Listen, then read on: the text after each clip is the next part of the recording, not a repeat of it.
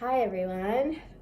I wanted to talk to you today about something that is not always overtly acknowledged, which is yoga for cycles, for menstrual cycles, for periods.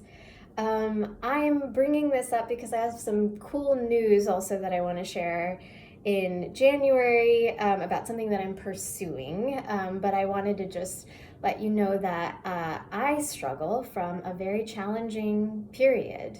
1 week of experiencing the pre and the post, and 1 week of the actual experience. So this means that for me and for many women like me, you're experiencing this for half of your calendar year.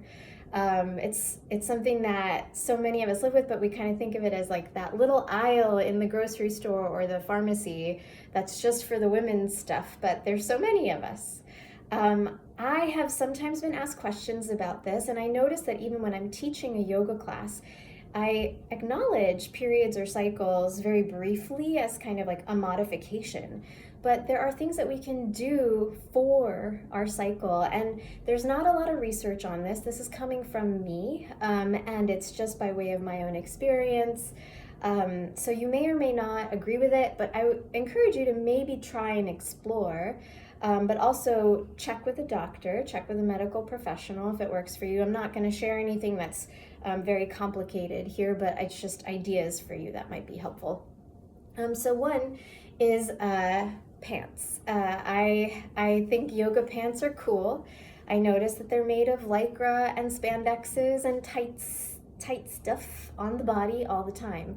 But during a cycle, and especially when I keep the practices in mind, it's a breathability that I'm looking for. I stained these this morning with some tea. Okay, not required with the pants, but these are pants that are breathable, they're movable, they don't cuff here as well, which is really nice. So they're not tight on my body.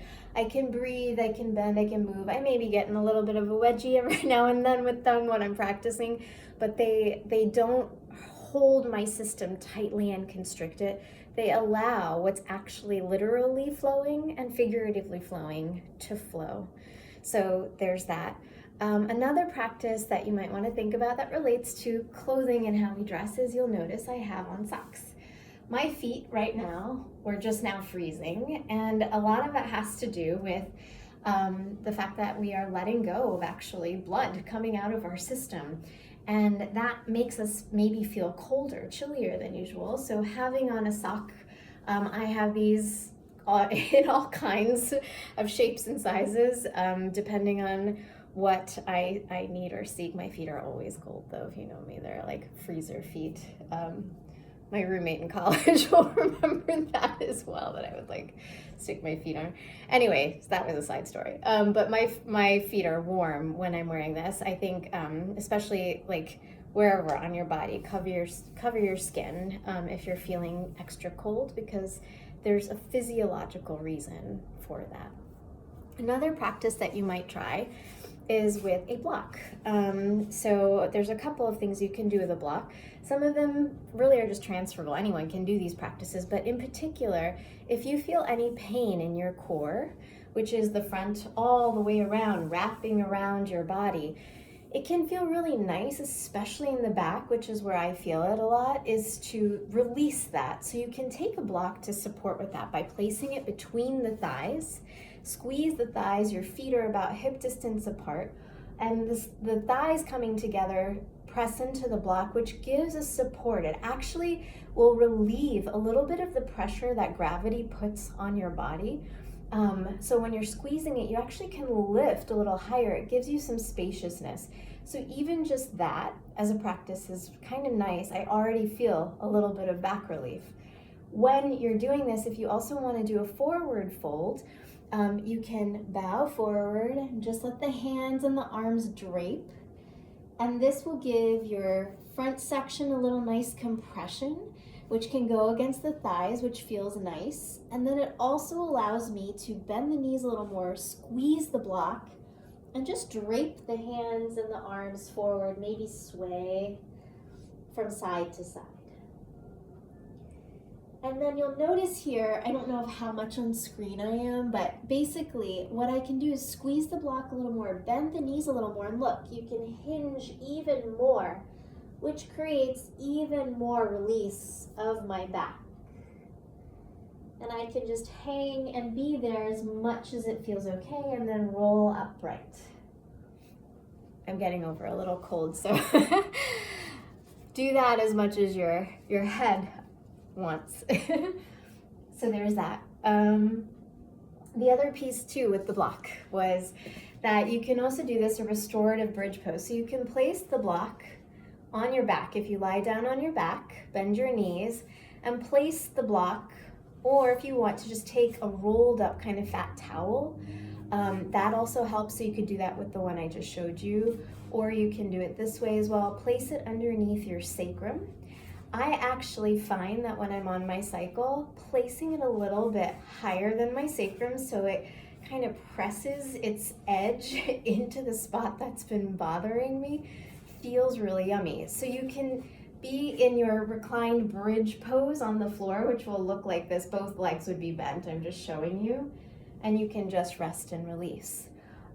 What you can also do in that practice as well is you can actually hug your knees into your chest on your back and gently rock from side to side again on the block, which can be kind of like a little massage tool on your back. So before you're coming off the block, you're actually just kind of giving yourself a little bit of side to side massage on your back before you let your feet come back to the floor and roll down. So that was another example that I have as well. I think the last piece I would say is just remember to allow the breath. Of course, we want to begin, flow with, close as much as possible. Stay aware of how we can let the breath flow freely and naturally. So I'll share more practices about the breath, but we can practice that right now. And you can do that with box breathing. So first, just notice your breath for a second.